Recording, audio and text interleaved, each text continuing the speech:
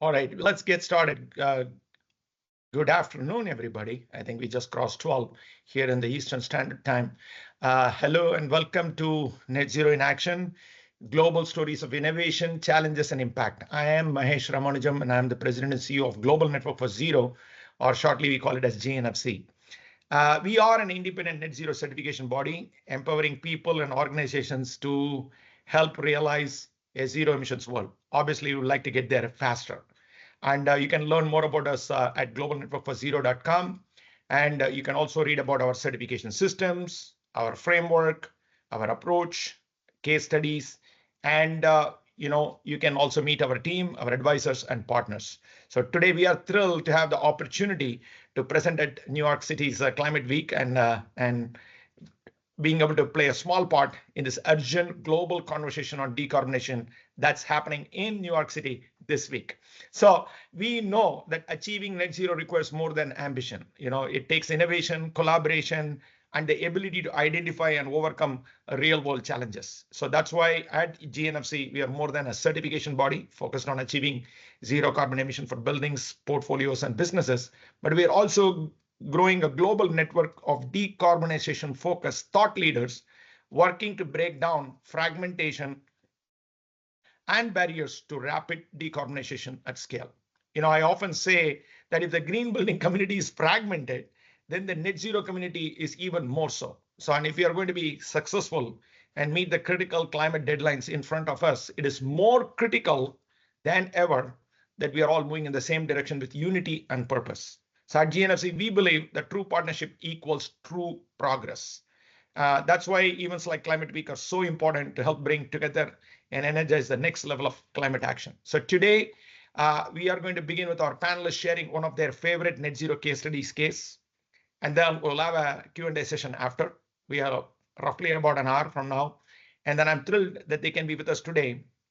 And they each bring incredibly rich and diverse perspectives to net zero action. And these leaders are long-time practitioners who have made their mark in the green building community, now I should say net zero network, and are now pushing their practices and clients toward the next climate frontier of net zero.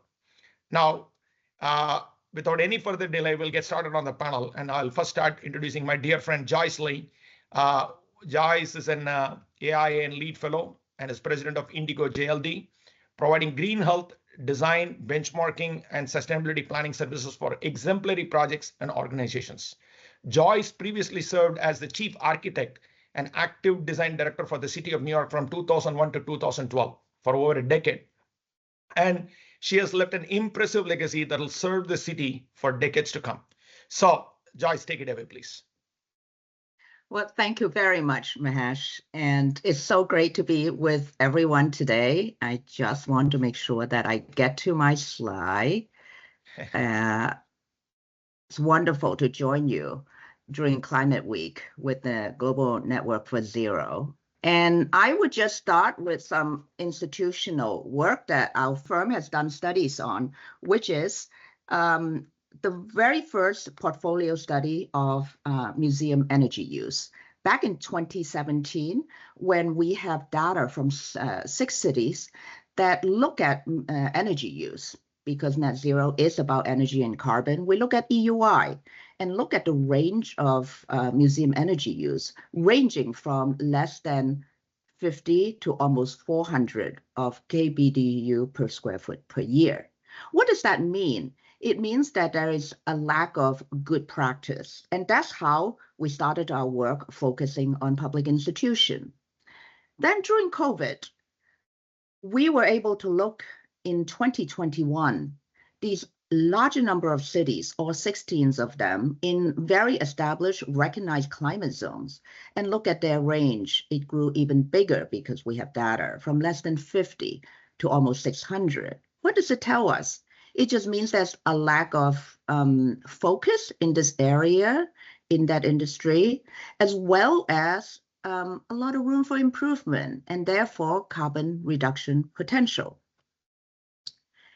Then fast forward to this year. I understand that there is anxiety about the future for public institutions, particularly in the US. Upending business models, revenue streams, changes in tax policy and philanthropy, it is more important than ever to uplift our peers who've done great work, especially in the arena of smaller museums without a huge donor base. So here is the North Andover Historical Museum in Massachusetts. You almost have to squint the eye to see the photovoltaic array on that black roof. This type of older historic structure as a museum are usually the heart of many communities all over North America. They are anchors. This one in particularly is a small one, only 15,000 square foot. But what it differentiates them is that it's operating at net zero.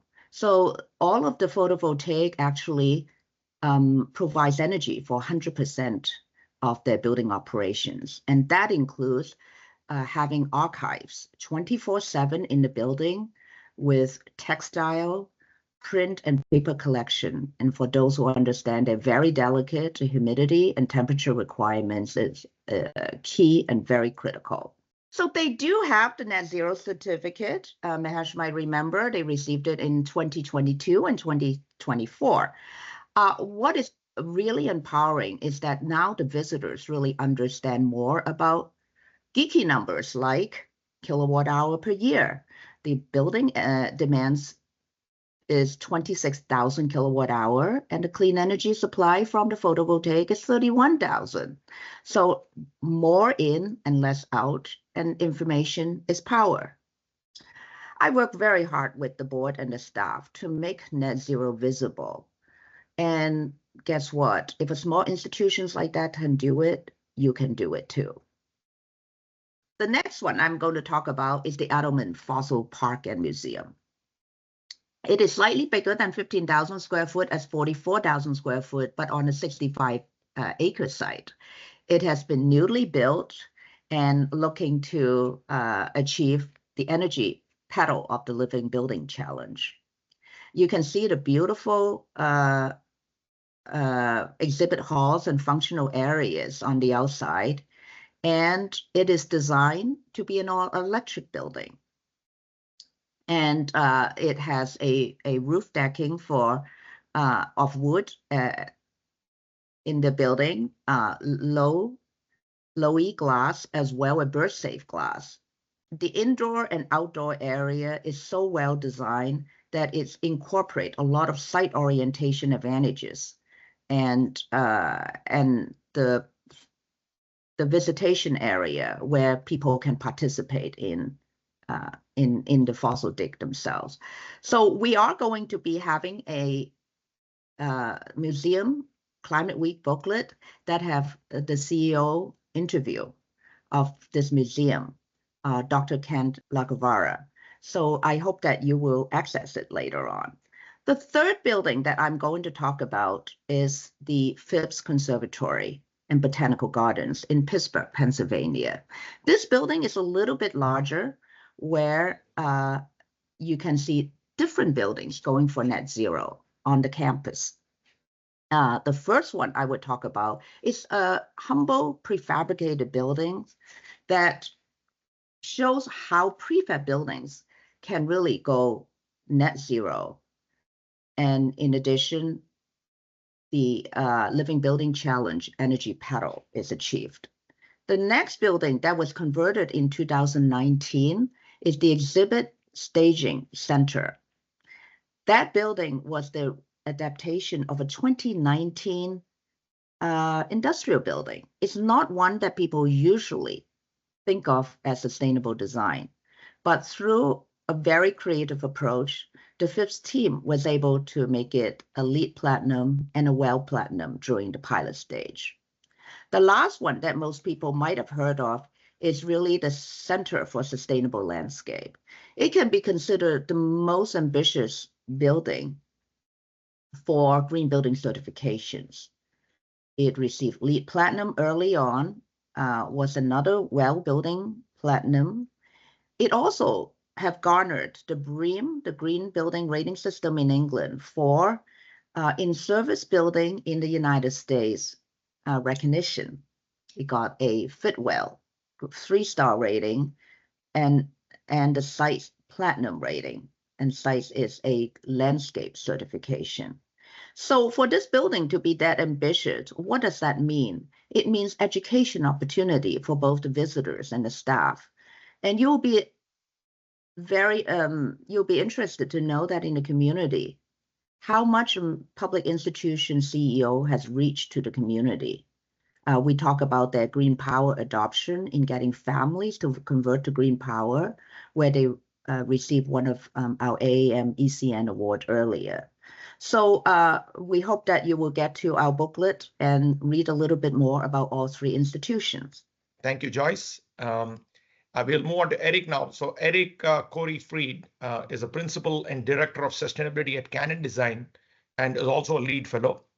At Canon Design, Eric has built a pipeline for delivering innovative projects in net zero energy, zero embodied carbon, and advanced approaches to restorative health and wellness. Of course, as I mentioned earlier, Eric is a global thought leader in green building and decarbonization, as well as an adjunct professor at the prestigious Boston Architectural College. Eric, I am excited to hear about your case study.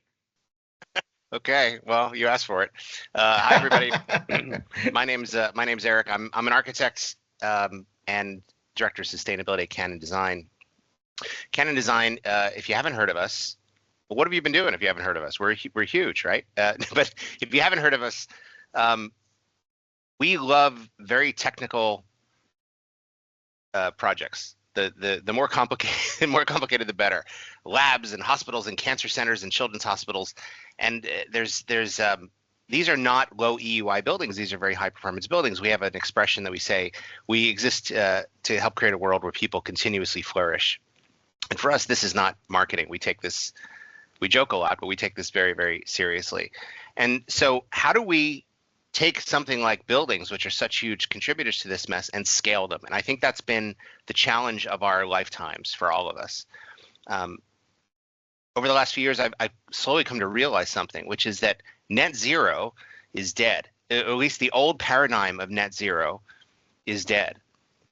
Whether we like to realize it or not, our world has changed and we need to change with it. And so we need to pivot. We need to look at a new paradigm in order to scale much more quickly. And this is hard to accept. I've been in sustainability my entire career, 35 years, and it's hard to accept that we have failed. I don't know how else to say it. I stole one of Mahesh's slides to even make this point. If you look, very few buildings are net zero. Right? Even among our portfolio, where we're pushing this on every single project, it's still less than 10%. So our old paradigm isn't working. How do we scale this number up? So it's basically every building is at least a pathway to net zero, including the existing ones.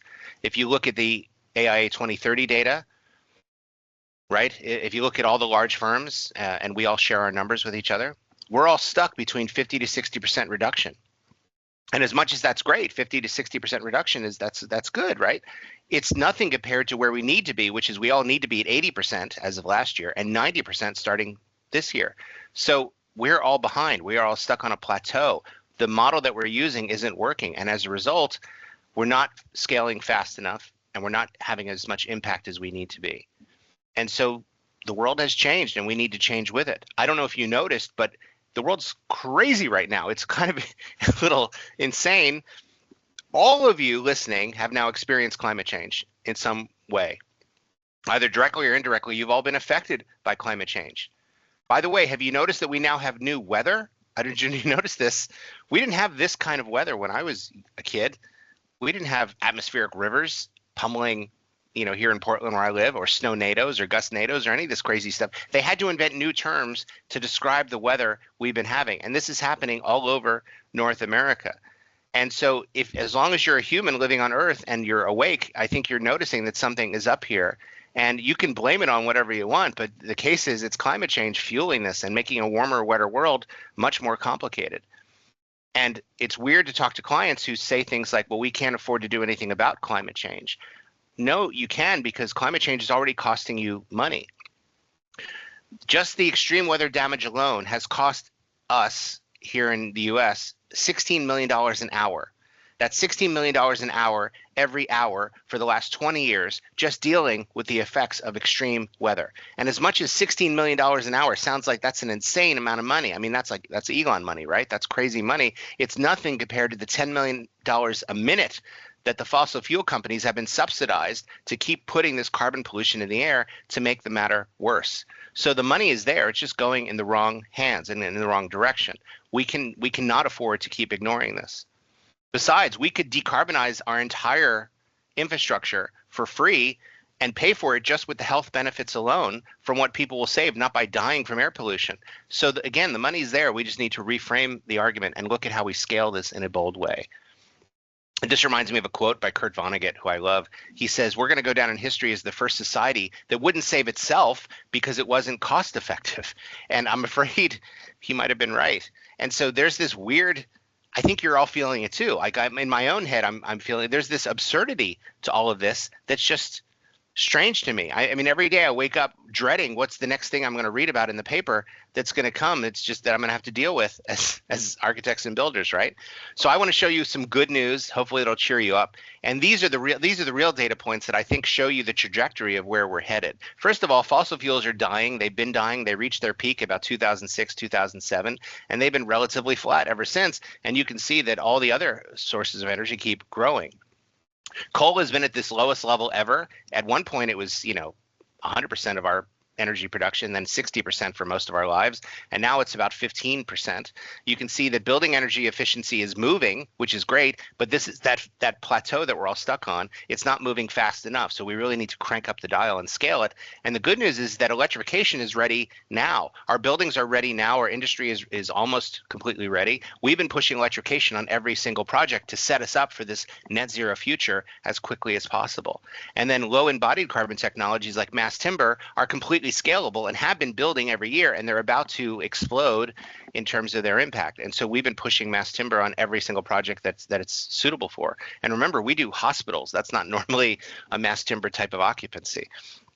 At the same time, this is going on. Solar has been booming, right? There's been more solar just in the first half of 2025 than in all of 2022 and 2021 combined, which is kind of crazy. 95% of the grid improvements last year were all renewables. And so this is the paradigm shift that we need. This is how we scale. We keep pushing this way because the old way of thinking about sustainability doesn't work. I tend to, I have a lot of friends like this, sustainability friends, and they always make you feel bad about everything, right? You should feel guilty for eating that cheeseburger, and you should do more with less, and you should carry your own, reusable silverware with you all the time. And that old model of making people feel bad and giving them a worse version of everything, that is no way to scale sustainability. Taking luxuries away from people is no way to scale sustainability. Have you ever used a paper straw ever? It's horrible, horrible experience. And I get it. I know plastic straws are evil and all that other stuff. And paper straws are not the answer. We need a third alternative. And that's what we're trying to do with our buildings. So if you think about clients, virtually all of whom have committed to climbing what I call Mount Sustainability, every single client has set some sort of carbon commitments or net zero commitments. How are you going to get them to do it with things like paper straws? It doesn't work. What we need to be doing is we need to sell the benefits and the outcomes, of which there are many. As I like to tell my own team, we're here to sell the brownie, not the recipe. Clients don't care about they don't want to know about the flour and the eggs and the butter. They want to know about, give me the brownie. So we're selling them on the brownie. And the brownie, by the way, is fantastic. It's a fantastic brownie. So I'd like to think that this paradigm shift that we need is because we did it wrong. Right? Most of sustainability, and believe me, I'm friends with a lot of these folks, is like a bunch of nerds who are selling this very technical, they're selling the recipe, and it doesn't really work. I'll prove it to you. Which is better for you, brown rice or white rice? Yeah, I don't know either. See, that's the trouble. People like me should know, right? I should know that. Well, I've been told both. I've been told they're both bad or they're both good, and I can't make up my mind. And this is where innovation goes to die. Innovation dies in nuance. I tell my team that if you're in the weeds with a client over some sort of nuance, we've already lost the plot. We've lost the narrative. You'd think that most sustainability people thought that their goal was to teach everybody about life cycle assessment and not about the benefits of having healthy materials in our buildings, right? Our goal was not, let's get everybody to speak our language. Our goal should have been, what gets them excited? So most sustainability nerds are really just Excel pushers, and this is kind of the problem. And as a result, they've kind of lost the plot of, well, what nature is all about. And remember, we're the good guys here. Like we have all this benefit on our side. We don't need to be apologizing and getting all technical. We can be selling them on a vision, on a big vision. And instead, we tend to play this game of substitution where I want a cheeseburger. Well, you can have this cheeseburger instead, but that's not meat. And like, well, I want a leather jacket because they're cool. Well, you can have this one, but it's not leather. And then, well, I want concrete in my building. Well, that's not concrete. And they're all kind of worse off versions of everything. And while we're waiting for these things to improve, they're never going to get to the scale that we need.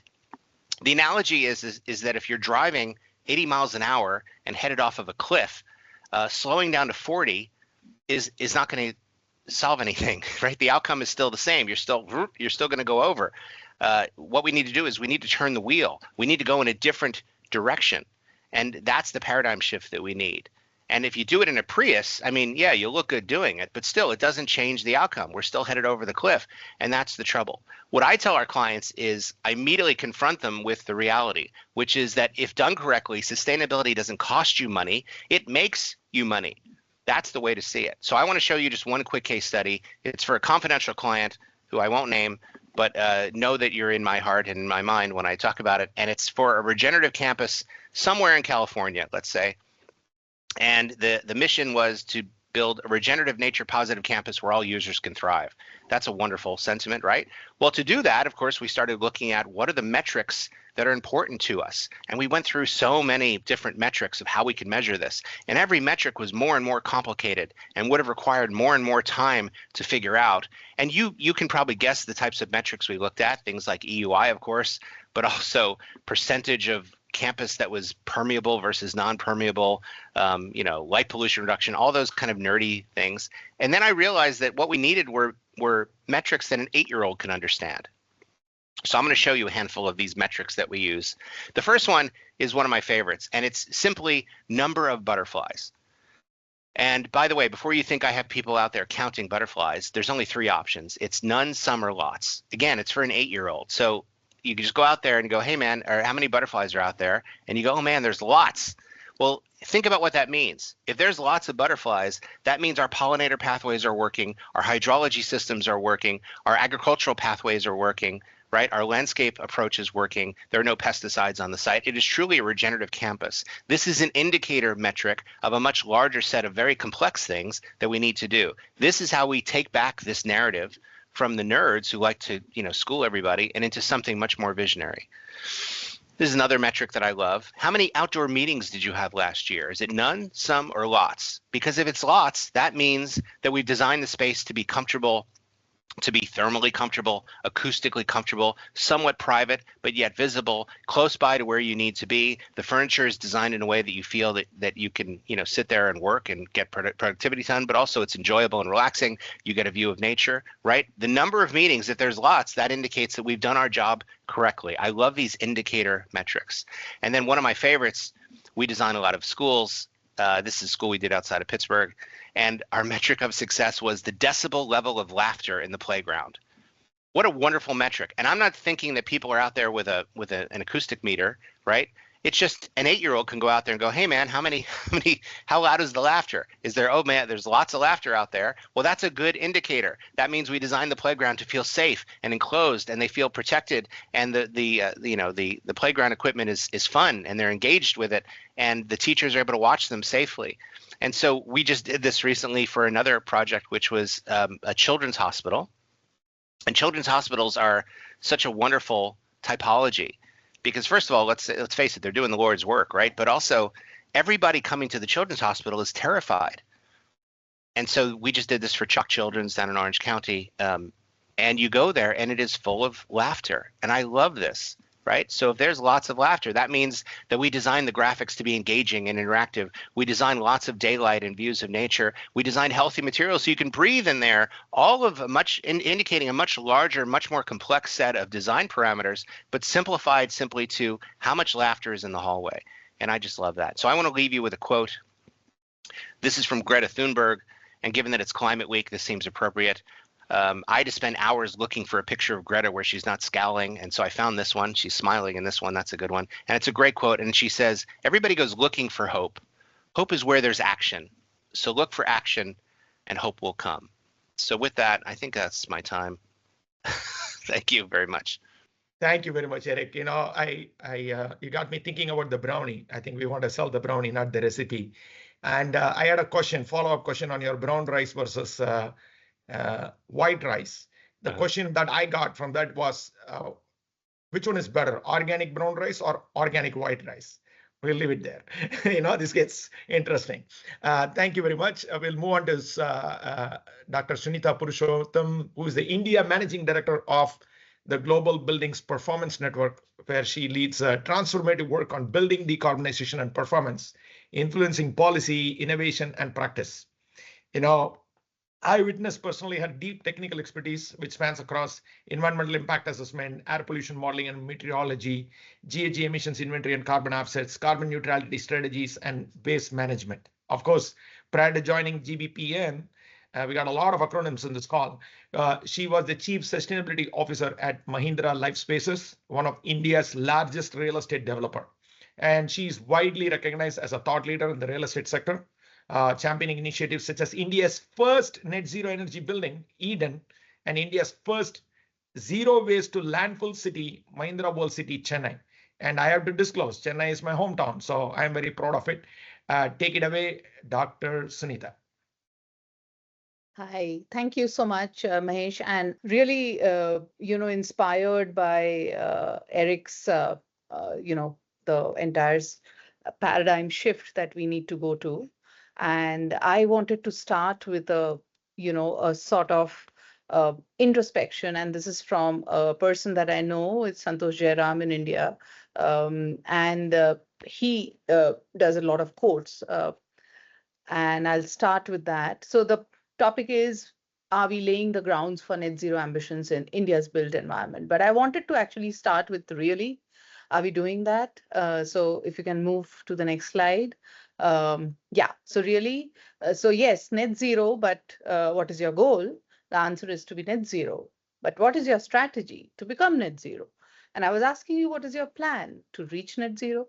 That sounds like net zero, right? So basically, coming back to what Eric was saying is we need a paradigm shift.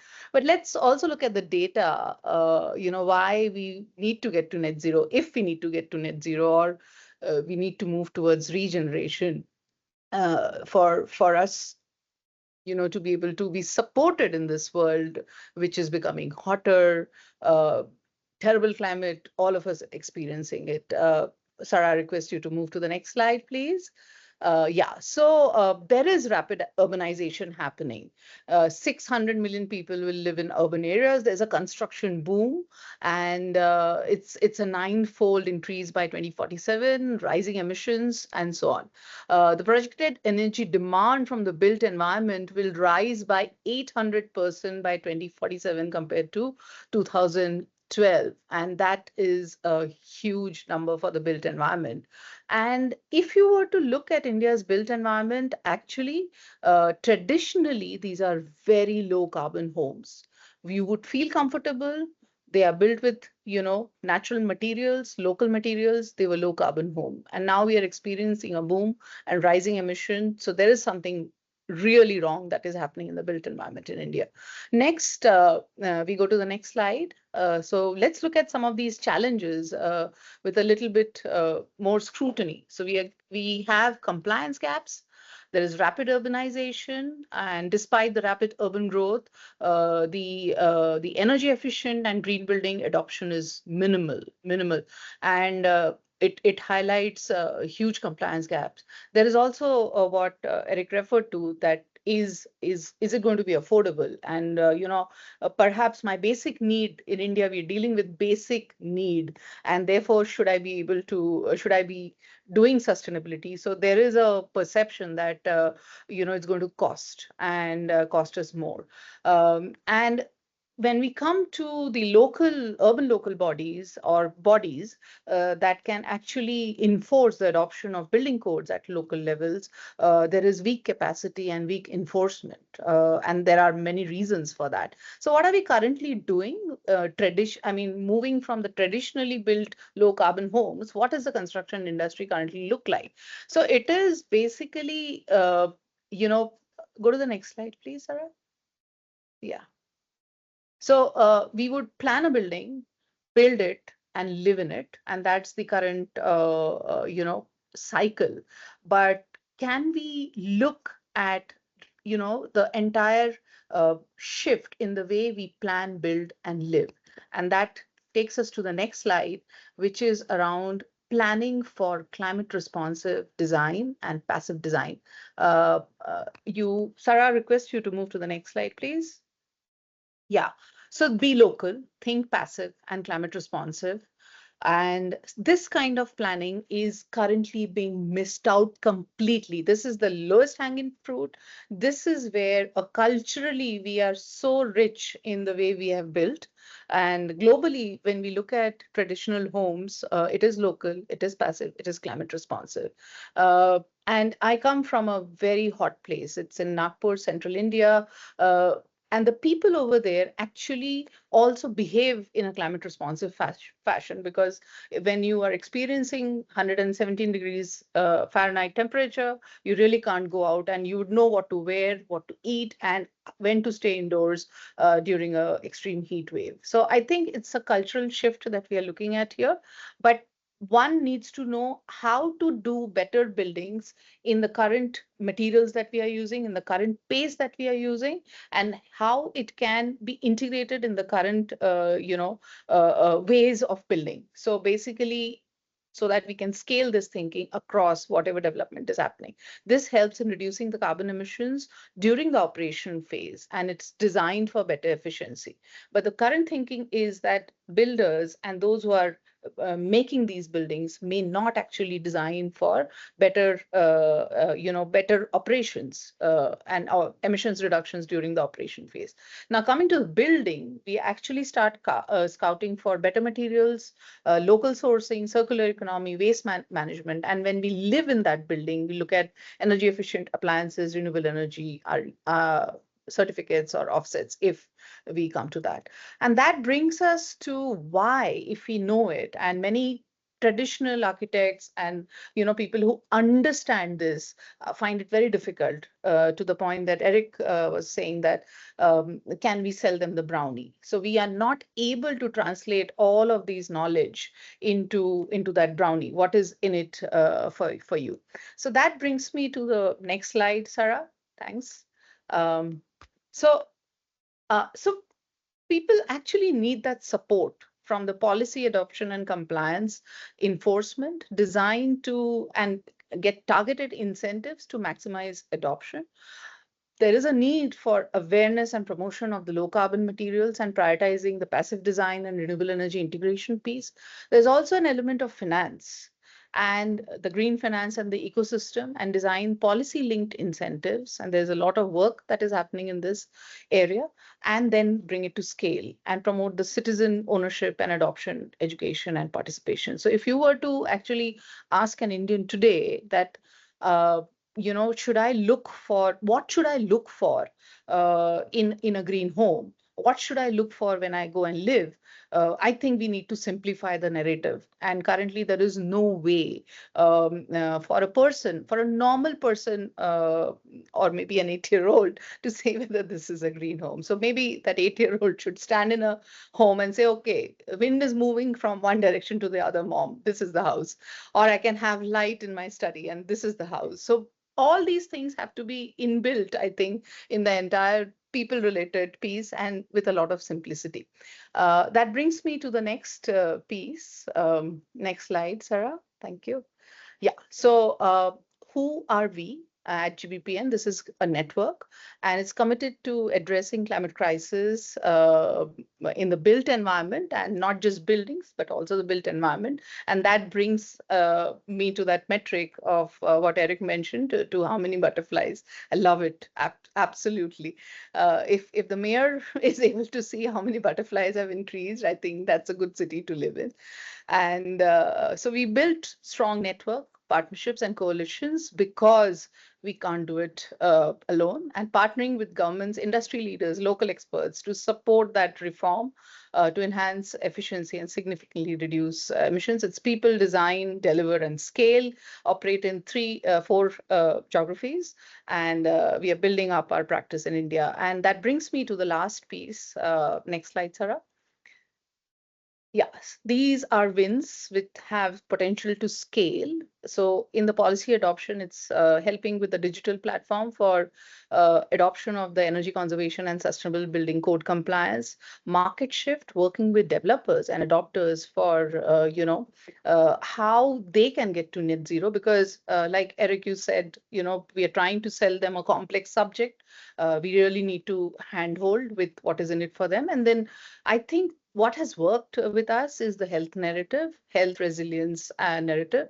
And we have developed this healthy, affordable housing guidelines and plan to integrate that into the National Building Code, and then coming up with solution centers. So that's what we are trying to do in India, and hope to scale and, with the people-centric bottoms-up approach in India and in other geographies. So thank you so much, Mahesh.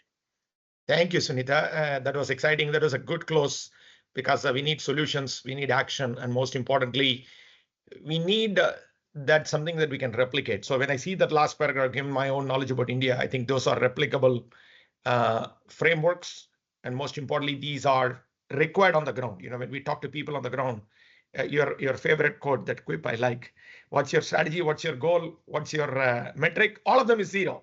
But the problem is progress is also zero. That is not welcome. We need better solutions. So I like the fact that you're raising the bar with some practical toolkit people can execute. And I am pretty sure that with you taking the charge of network in India, those plans will get definitely realized. So good luck to you on this new assignment that you have started recently. With that, we'll transition to a little bit of Q&A. We are running a bit late. So what I'll do, then I'll do my best to take next 20 minutes questions.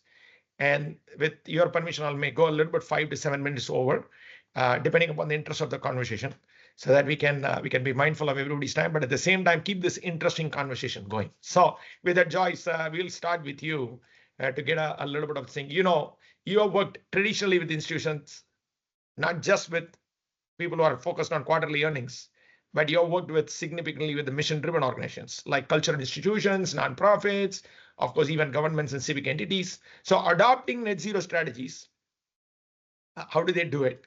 And how are they doing? And most importantly, what are the lessons that we can learn from? Well, thank you for that question. The 3 examples that I showed are really in the art of the possible. Yes. They have done it.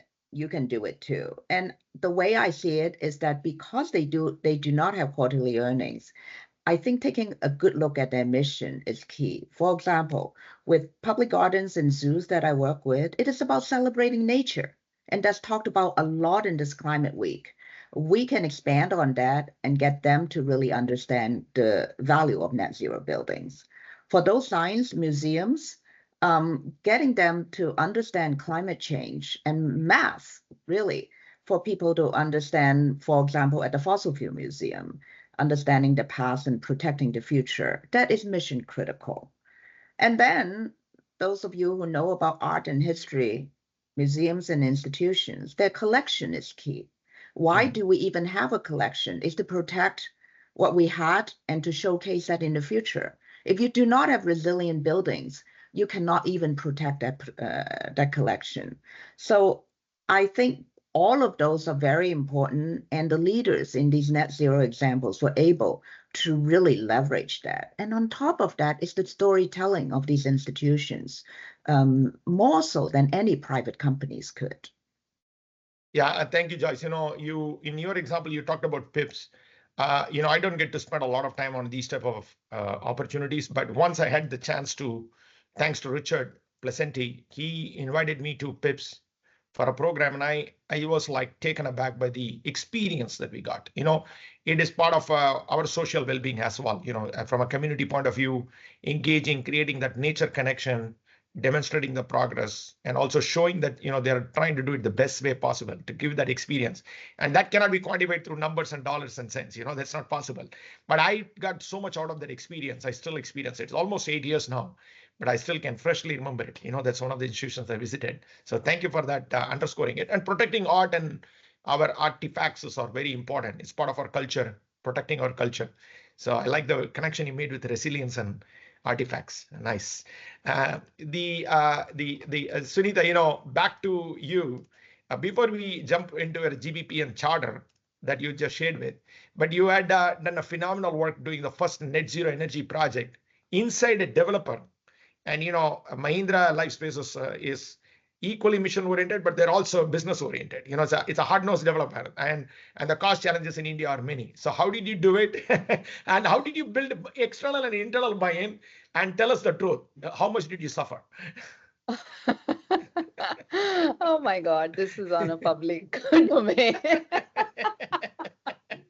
Okay, so it wasn't easy at all. It is difficult because business is business at the end of the day. And Eric, you are absolutely right on if you don't show them the brownie and how tasty it is, it's not going to work.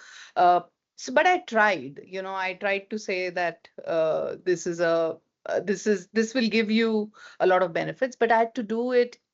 I was barking up the wrong tree initially because I was trying to look at it at a different level, who I was going to with the problem statement. So is it head of design? Is it head of marketing? Is it head of projects? And so on. And I tried 8 projects because we had a very good partner with us. This was under the Building Energy Efficiency Program and the Swiss Development Corporation funded project called BEEP. And we had a technical support. And with the building physics, we could actually explain what is in it for the developer.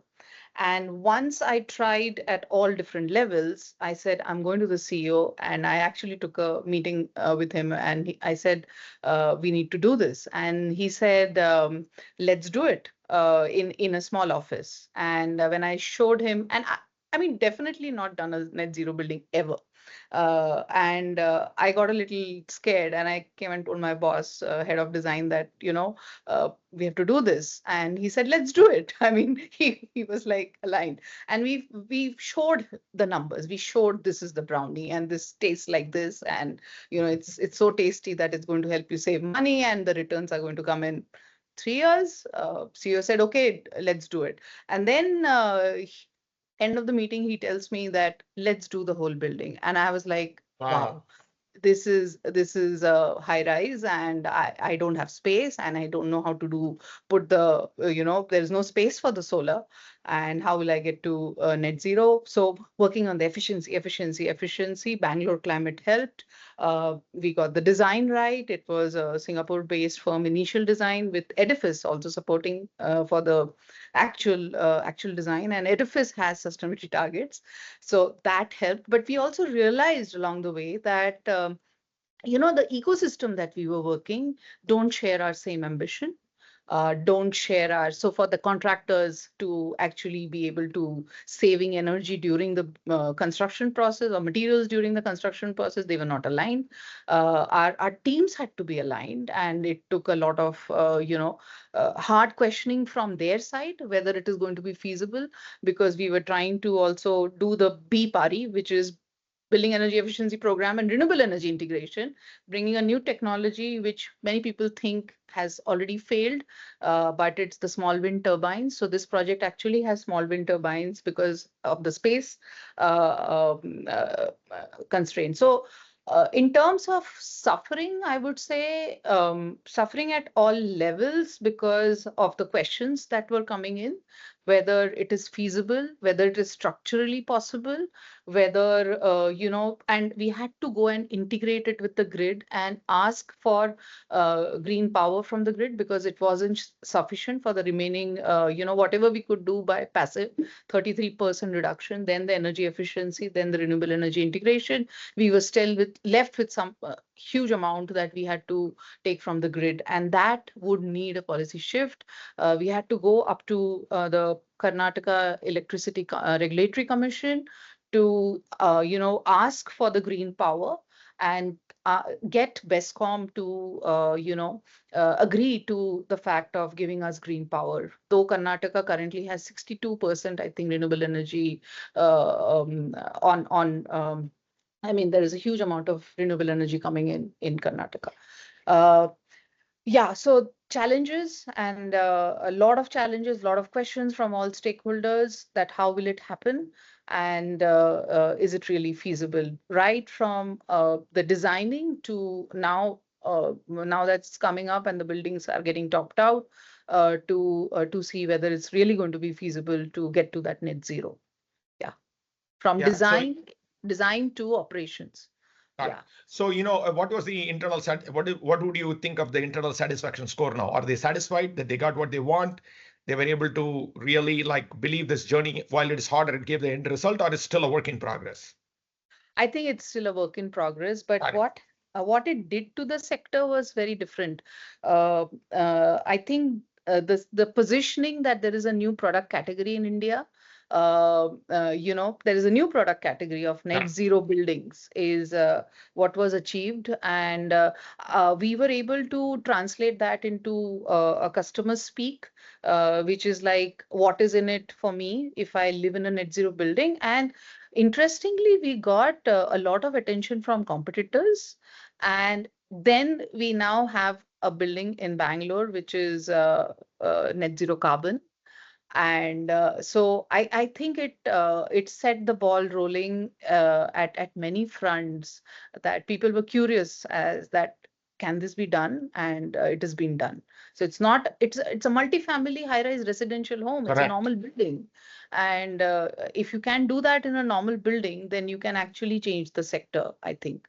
So that was the win, I would say, but it's still work in progress. Perfect. Thank you. And, it's a journey. So we are happy with the continuous improvement effort. That's what you can do right now. So now, Eric, you said save the nuances. And when you put up that slide of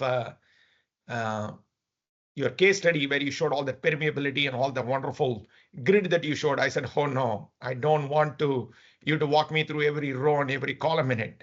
And you didn't do it. That's a good thing. We got that. We will get lost. And I think that's the biggest challenge that we face. That's a practitioner slide. That's not an end customer slide. That point is well taken. Now, staying with your theme of save the nuances, and of course, the deep technical exercise and educating the customer and all. But the other side of it, you talked about butterflies, you talked about the children's decibel level, you talked about making comical graphics inside the hospital where you count the laughters. These are all great metrics, but one of the challenges you face always is engaging the community, because one is to build internal stakeholders, but how do you engage external stakeholders? In business, you can give them money, profits, marketing campaigns.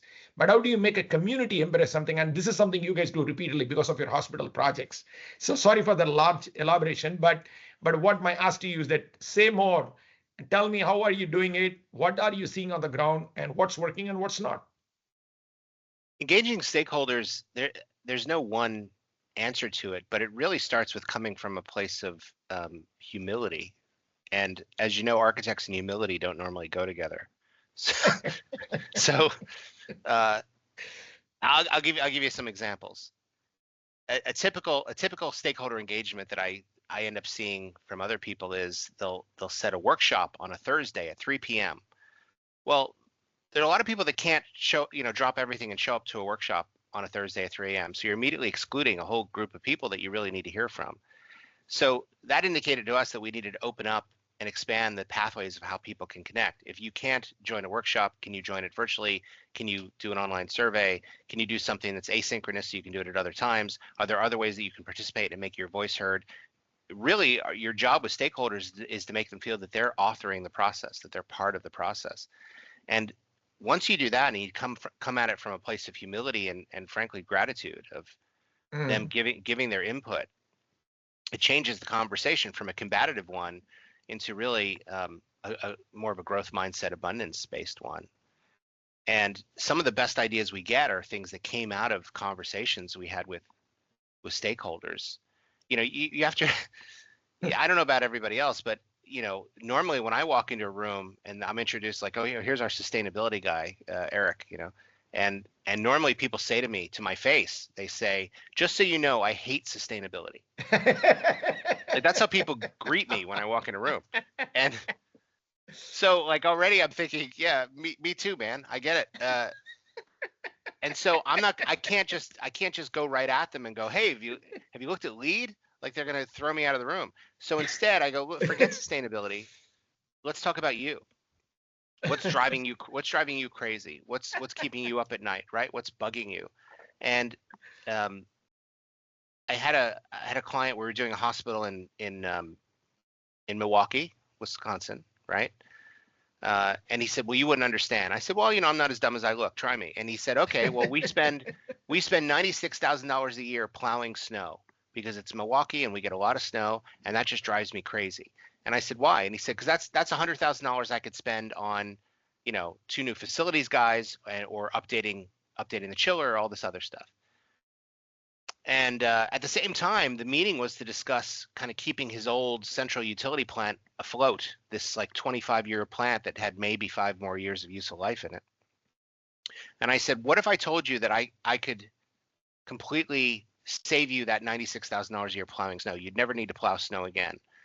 And he said, well, how would you do that? I said, well, look, instead of investing good money over bad back into the central plant and holding it together with popsicle sticks and chewing gum, what if we designed a new central plant? What if we tied it to geothermal? What if the government paid for half of it through the IRA? What if we essentially put pipes in the ground and pulled warm water out of the ground, and we created snow melt zones across all your parking lots?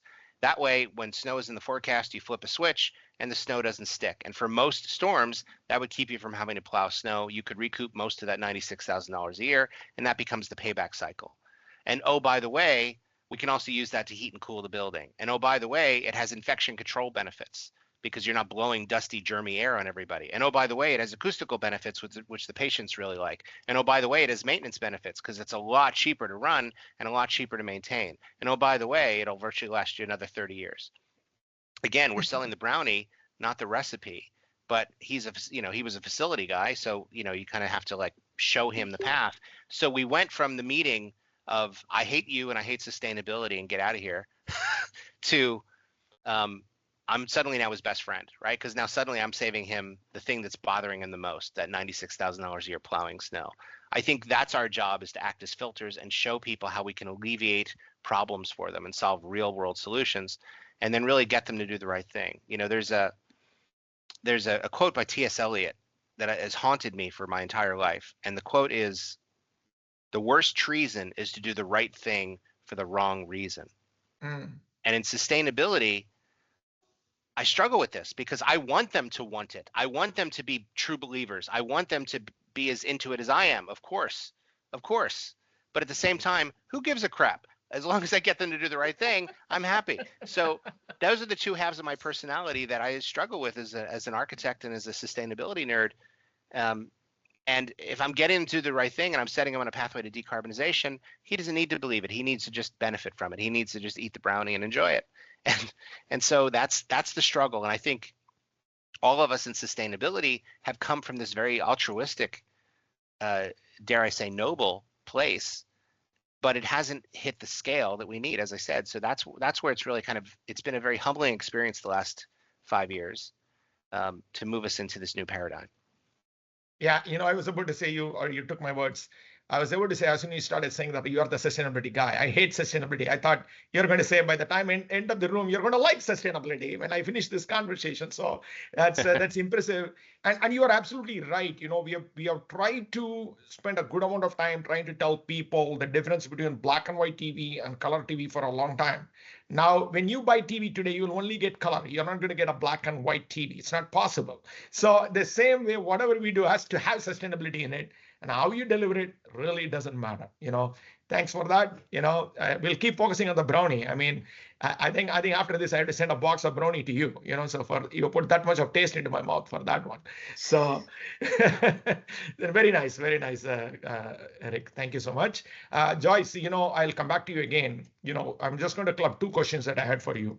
The first thing is that people are setting ambitious targets, particularly during post-COVID. I saw people set ambitious targets.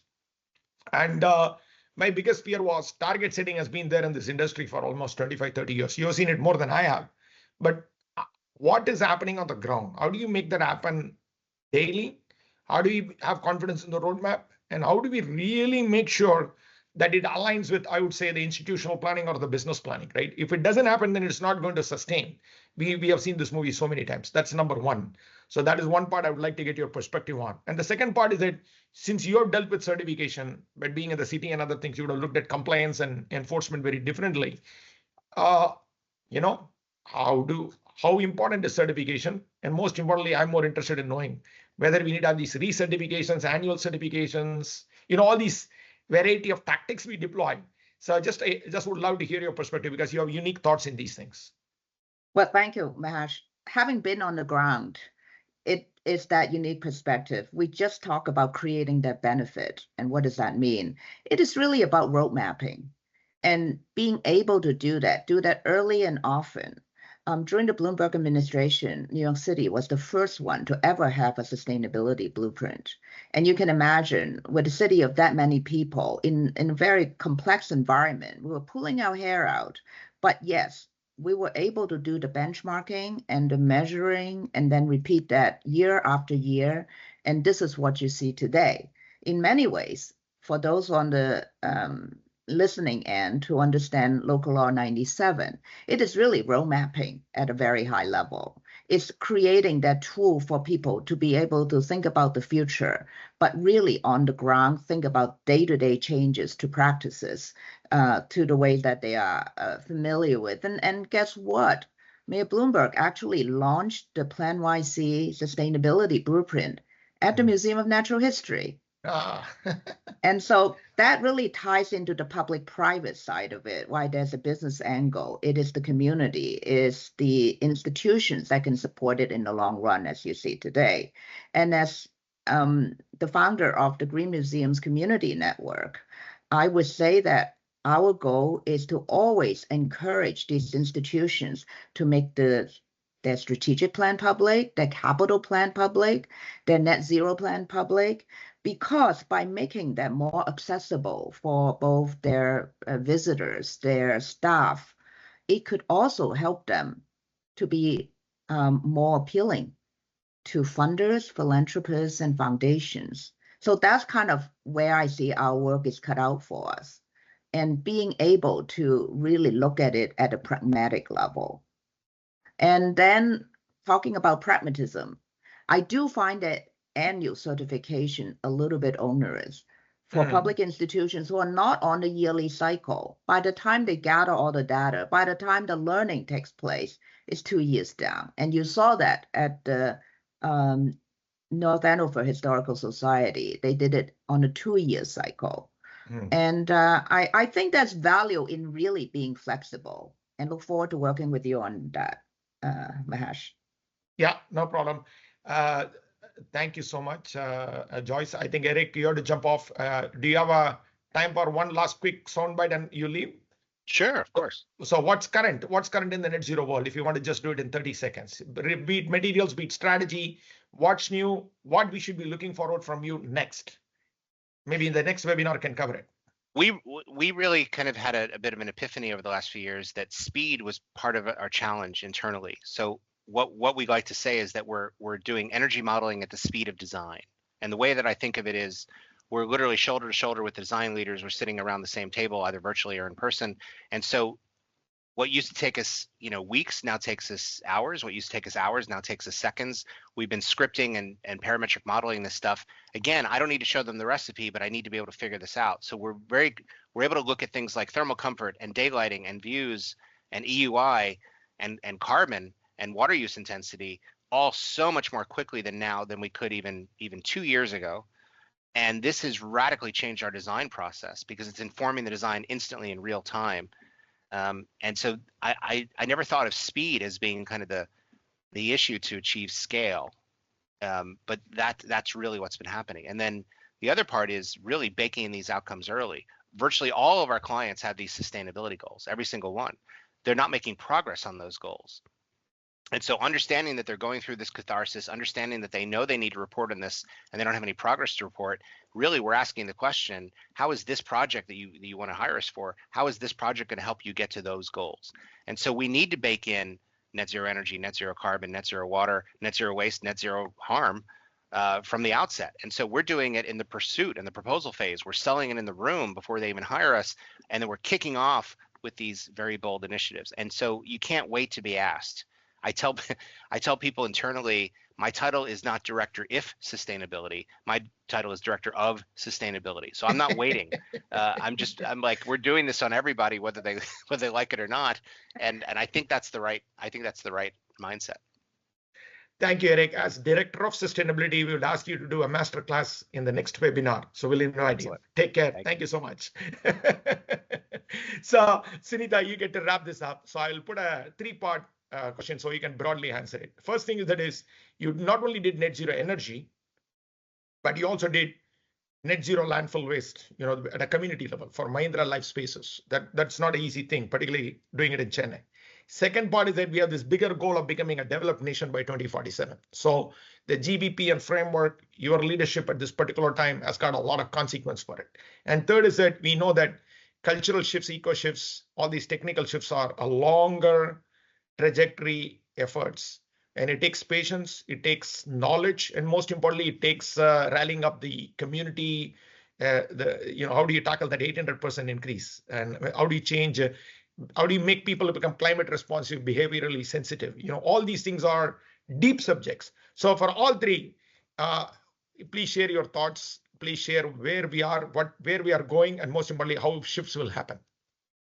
Wow, I think the first part, if you're doing it in a corporate environment and in a controlled city where you are the municipality, and with Mahindra Life Spaces, it was a city which was on the foundation of sustainability.